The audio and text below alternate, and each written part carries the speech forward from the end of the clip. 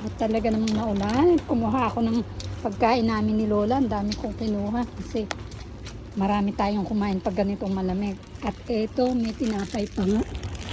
Ayan. Ang dami. Ayan. Ito. Pabalik na ako sa aming highball ni Lola.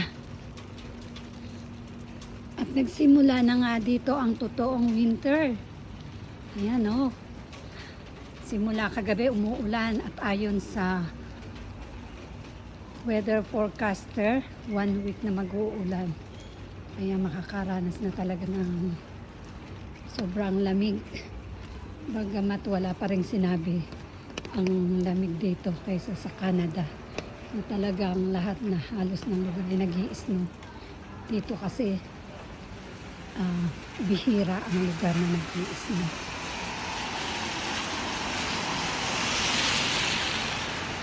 Ito na nga ako, pabalik na nga sa aming highball ni Lola.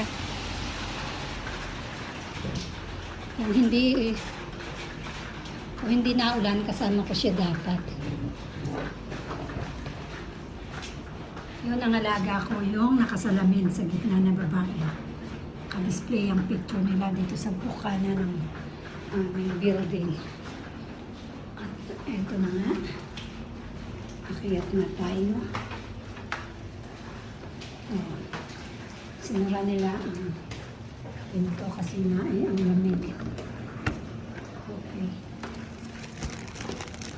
Hindi pa ako magbukas kasi may payong, may bag ng pagkain.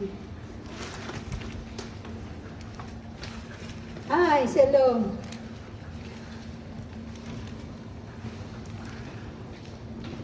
Yung kaibigan ni Lola, malakas pa siya kaya niya pang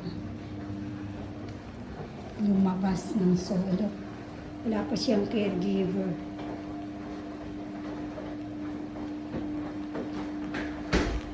Kahapon ko pa gusto maglaba pero palagi nauunahan ako.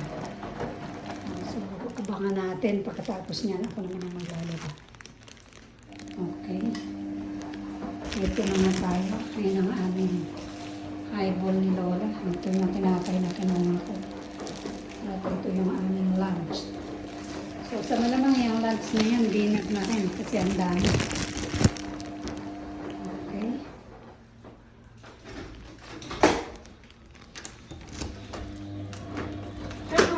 Shalom.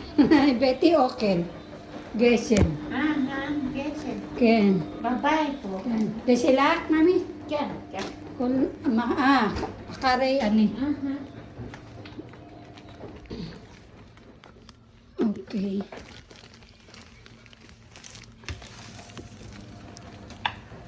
Hindi ko na tinanong kung siya yung kahapon pang naglalaba. Lalakuli ang pinto kasi mahirap na.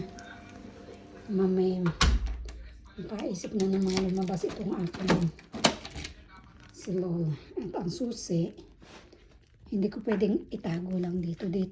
Gahanong pa dyan. Doon ko tinatago sa mataas. Huwag niyong ituturo kay Lola, ha? Ayan. Kasi hindi niya abot yan at saka hindi niya kita. Buksan natin ang ilaw. Huwag lang lumiwanag. Ayan. Sombrero. Gutom na ako. Yan ang aking labahin, guys. So, nakahanay na. Nakapila na, I mean. At itong pagkain namin.